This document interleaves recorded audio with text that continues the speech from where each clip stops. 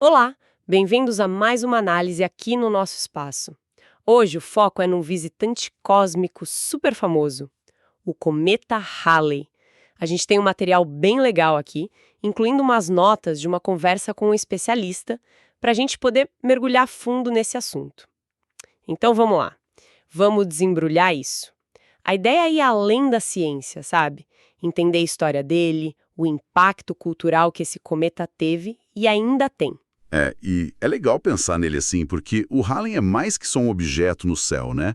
Ele funciona quase como, sei lá, um marcador do tempo cósmico. Uma ponte, sabe? Que liga a gente com quem olhava para o céu séculos, milênios atrás. É um reencontro com a nossa própria história, de certa forma. O desafio, eu acho, é entender por que ele, especificamente, né? Porque esse cometa capturou tanto a nossa imaginação por tanto tempo. Boa pergunta. Para começar, então, para o pessoal que talvez não esteja tão familiarizado, o que é o cometa Halley, assim, na essência? De onde ele vem? Olha, a imagem mais clássica e que funciona bem é aquela da bola de gelo suja. Ah, sim, já ouvi falar. É basicamente isso. Pensa num aglomerado de gelos, água, gás carbônico, amônia, essas coisas tudo misturado com muita poeira e pedacinhos de rocha. Essa é a matéria-prima dele. E a origem, bom, a teoria mais aceita hoje é que ele vem lá da nuvem de Oort, Nuvem de Oort, isso fica longe pra caramba, né? muito longe. Imagina uma esfera gigante, imensa, feita de trilhões desses blocos de gelo e rocha, bem nos confins do sistema solar, muito além de Plutão. É tipo um berçário de cometas. Uau! Uma bola de gelo suja vinda lá dos confins. Já começa interessante. E a órbita dele? Tem alguma coisa especial? E sim, tem uma coisa bem peculiar.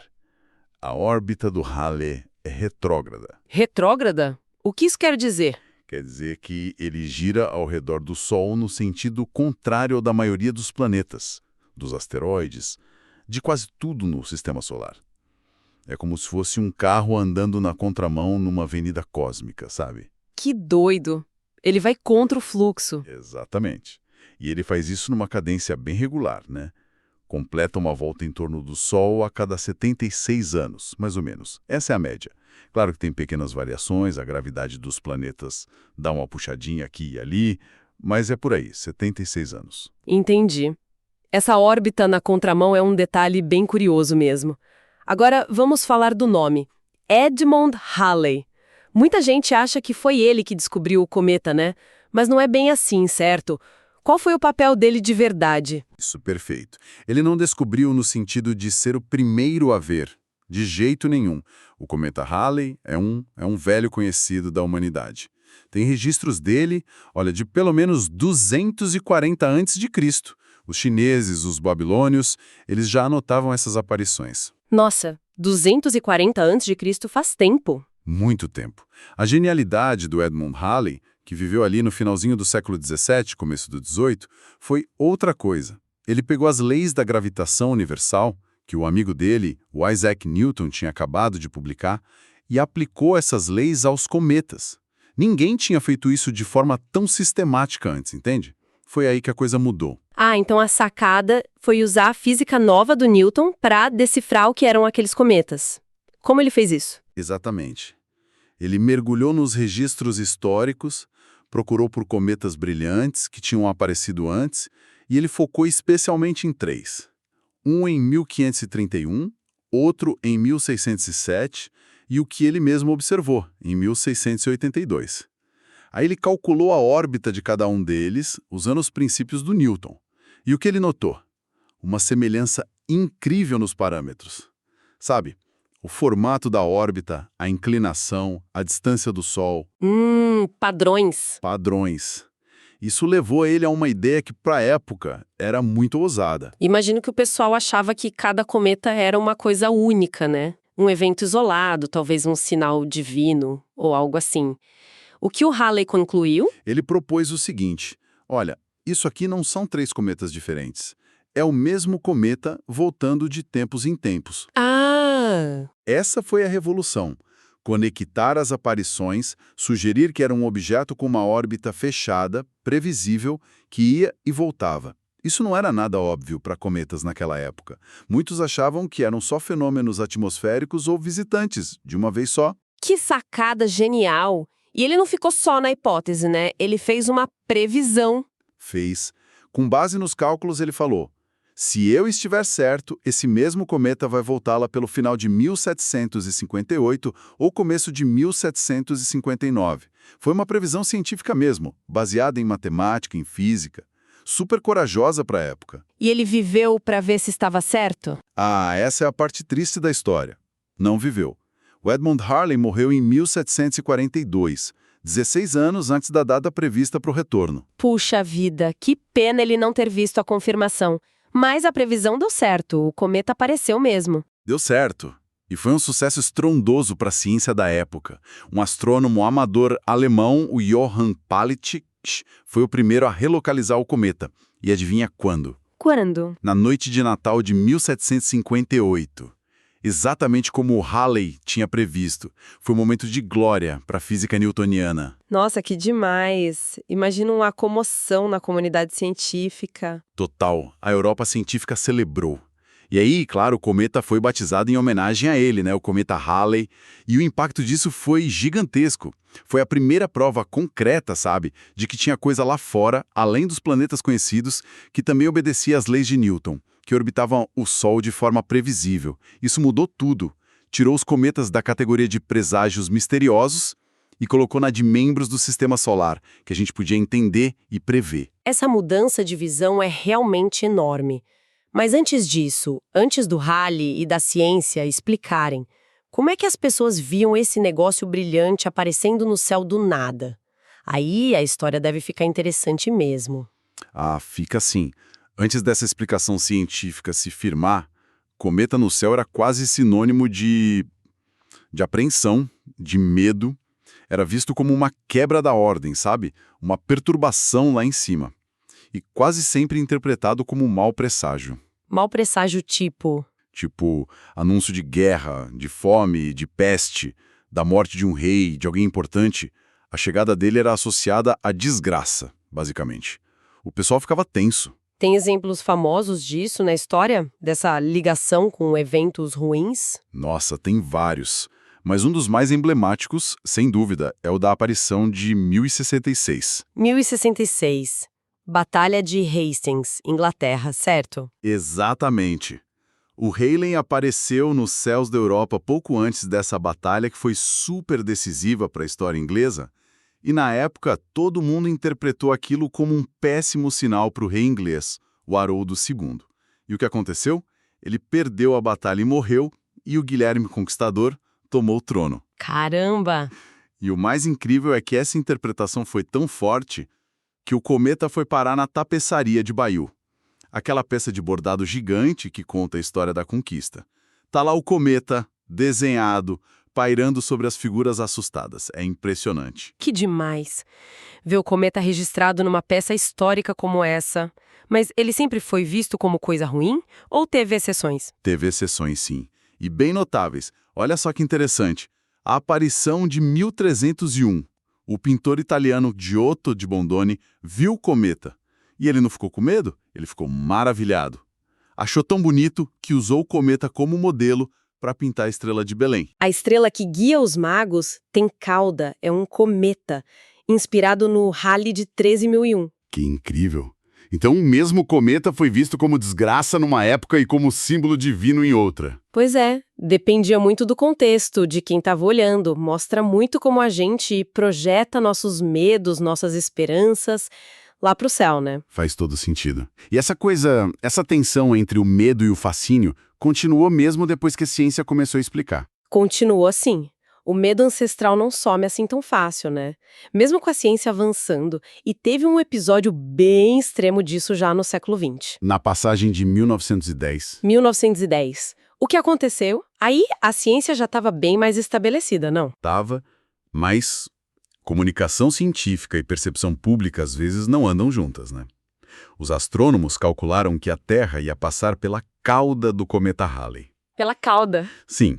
Essa informação, cientificamente, era ok, mas a imprensa da época Nossa. distorceu, sensacionalizou, Começaram a sair notícias falando de gases venenosos na cauda, principalmente um tal de cianogênio. Gases venenosos? Atravessar uma nuvem de gás venenoso no espaço, consigo imaginar o pânico. Foi exatamente isso. Pânico generalizado em vários lugares do mundo. As pessoas ficaram com medo de morrer envenenadas pelo gás do cometa. Teve corrida para comprar máscara de gás, pessoal vedando janela, porta. E claro, né, sempre tem os espertinhos. Ah, não. Começaram a vender pílulas anticometa, guarda-chuva protetor, um monte de coisa inútil. Foi uma histeria coletiva, sabe? Alimentada por fake news da época. Pílulas anticometa. Chega a ser cômico se não fosse trágico. Mas falando sério, tinha algum risco real mesmo em passar pela cauda? Risco real? Nenhum. Praticamente zero. Os cientistas já sabiam disso. A cauda de um cometa é quase um vácuo. É extremamente rarefeita. Ah, tá. A densidade de partículas é baixíssima. A Terra passou pela cauda e nada aconteceu. Absolutamente nada detectável. Mas o episódio de 1910 ficou como um exemplo clássico de como o medo e a desinformação científica podem causar estragos. Um contraste gigantesco com a precisão da previsão do Halley lá atrás, né? Mas felizmente a passagem seguinte foi diferente, imagino, a de 1986. Ah, sim. 1986 foi outra história. Foi um marco, mas dessa vez para a ciência, para a exploração espacial. Foi a primeira vez que a gente conseguiu mandar naves espaciais para encontrar o cometa de perto, para estudar ele ali cara a cara. Mandamos sondas para lá? Mandamos. Foi um esforço internacional gigante. União Soviética, Japão, Europa com a ESA, a NASA. Uma frota de sondas foi coordenada para observar o Halley. Ficou conhecida até como a Armada Halley. Armada Halley. Que nome forte. Mostra a importância, né? E qual delas chegou mais perto que descobriram? O grande destaque foi a sonda Giotto, da Agência Espacial Europeia, a ESA. O nome, claro, homenageando o pintor, né? Que legal! E a Giotto foi ousada. Passou a só uns 600 quilômetros do núcleo do cometa. Foi um voo rasante, no meio de uma chuva de poeira vindo a toda velocidade. Mas ela sobreviveu o suficiente para mandar as primeiras imagens detalhadas do coração do Halley. O coração do cometa. E como ele era? Confirmou aquela ideia da bola de gelo suja? Confirmou, e trouxe detalhes novos, fascinantes. A gente viu que o núcleo é um objeto escuro, muito escuro, mais escuro que carvão. Reflete só uns 4% da luz do Sol. Nossa, tão escuro assim? Surpreendentemente escuro. Um dos objetos mais escuros do Sistema Solar. E o formato é todo irregular, sabe? Meio parecido com uma batata ou um amendoim gigante, com uns 15 por 8 quilômetros de tamanho. Uma batata espacial escura. Isso. E as imagens mostraram jatos de gás e poeira saindo de pontos específicos da superfície. Eram as áreas aquecidas pelo Sol liberando material. Essas observações foram cruciais. Validaram o modelo da bola de gelo suja que um cientista chamado Fred Whipple tinha proposto décadas antes e deram pistas super importantes sobre como o Sistema Solar se formou. Ver esses jatos ativos deve ter sido incrível mesmo. E essa escuridão toda foi uma surpresa também? Foi sim. Acho que se esperava algo mais brilhante, talvez com mais gelo visível na superfície. A teoria hoje é que essa crosta escura é feita de poeira e compostos orgânicos complexos que foram se acumulando com o tempo, com as viagens perto do Sol, e essa crosta talvez isole o gelo que está lá dentro. Mas ainda é algo que está sendo estudado. Entendi. Bom, com todo esse conhecimento que a gente juntou, o que dá para dizer do futuro do Halley? Quando ele volta? E ele vai ficar fazendo esse ciclo para sempre? Olha, para quem gosta de se planejar com bastante antecedência, a próxima visita dele ao ponto mais perto do Sol, o periélio, está prevista para meados de 2061. 2061, faltam um bocado, mas nem tanto assim. Pois é, e tem uma boa notícia para os observadores do futuro. Tudo indica que essa aparição vai ser melhor de ver do que a de 1986. Ah, é? Por quê? Por causa da geometria. O cometa vai estar do mesmo lado do Sol que a Terra quando ele estiver mais perto. Isso deve fazer ele parecer bem mais brilhante no nosso céu. Que ótimo! Então algo para a próxima geração e talvez alguns de nós ainda estejamos por aqui para ver. Esperar com ansiedade. Mas é questão da duração. Esse show todo tem prazo de validade? Tem sim. Cada visita ao Sol tem um preço. O calor faz o gelo sublimar, né? Virar gás direto. E aí ejeta gás, ejeta poeira, forma aquela cabeleira bonita, a coma e as caudas longas. Uhum. Só que esse processo todo, que faz ele brilhar pra gente, também significa que ele está perdendo material. Está perdendo massa o tempo todo. As estimativas são de dezenas, talvez centenas de toneladas por segundo quando ele está ali perto do Sol. Nossa, bastante coisa. Então ele está se desgastando aos poucos. E qual o fim dessa história toda? Não é rápido para a nossa escala de vida, claro, mas na escala de tempo cósmica, sim. Depois de muitas órbitas, talvez centenas de milhares de anos, ele provavelmente vai perder quase todo o material volátil dele. Aí tem alguns cenários. Ele pode simplesmente se desintegrar, virar um monte de pedacinhos, ou ele pode virar uma rocha espacial inativa, um cometa extinto, basicamente um asteroide escuro, sem gás para formar coma ou cauda. Ele não é eterno, não. É um bom lembrete de como tudo no sistema solar está sempre mudando, evoluindo. Mas mesmo enquanto ele está nessa jornada de desgaste, ele deixa umas lembrancinhas pra gente aqui na Terra todo ano, né? As chuvas de meteoros. Exatamente. Esse é um legado que continua. A poeira, os detritos pequenininhos que ele solta a cada passagem, não somem no espaço. Eles ficam lá orbitando o Sol, mais ou menos na mesma trajetória do cometa. Formam tipo uma trilha de sujeira cósmica. Ah, e a Terra passa por essa trilha. Isso. 2 vezes por ano, a Terra, na órbita dela, cruza essa corrente de detritos, deixada pelo Halley. E aí que a gente vê as estrelas cadentes. Precisamente. Quando essas partículas minúsculas, a maioria é do tamanho de um grão de areia, entram na nossa atmosfera, a velocidade é altíssima, dezenas de quilômetros por segundo. O atrito com o ar esquenta tanto que elas brilham e vaporizam. Aquele risco de luz que a gente vê é o meteoro, a estrela cadente. E como vem muitas partículas da mesma direção geral, da trilha do cometa, parece que os meteoros saem de um ponto fixo no céu. A gente chama esse ponto de radiante. E o nome da chuva de meteoros vem da constelação onde esse radiante está. Que legal! E quais são as chuvas que vêm do Halley, especificamente? São 2 bem conhecidas. A primeira é a Eta Aquaridas. Acontece lá para o final de abril, começo de maio. O pico é por volta do dia 5 ou 6 de maio. Ela é melhor de ver aqui no hemisfério sul. Eta Aquaridas, em maio, anotado. E a outra? A outra é a Orionídeas, em outubro. O pico é lá pelo dia 21 de outubro. Essa dá para ver bem nos 2 hemisférios. Então olha que interessante.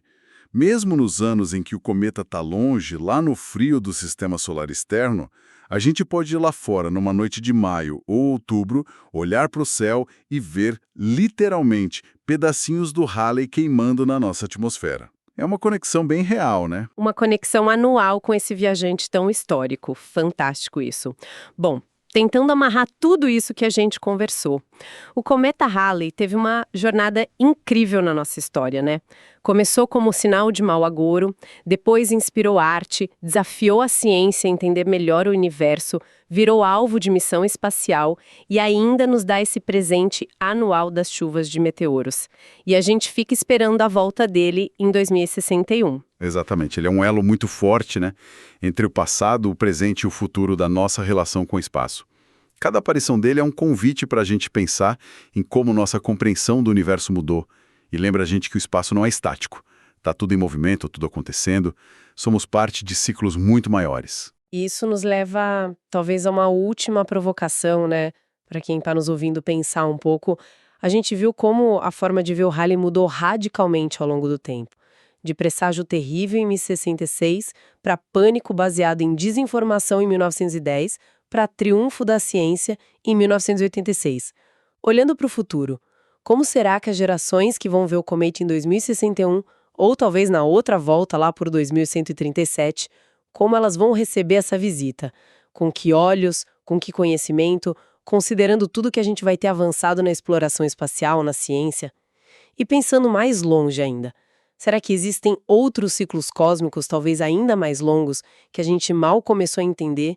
O que esses grandes relógios do universo podem nos ensinar sobre o nosso lugar nessa imensidão toda de tempo e espaço? Fica aí a reflexão.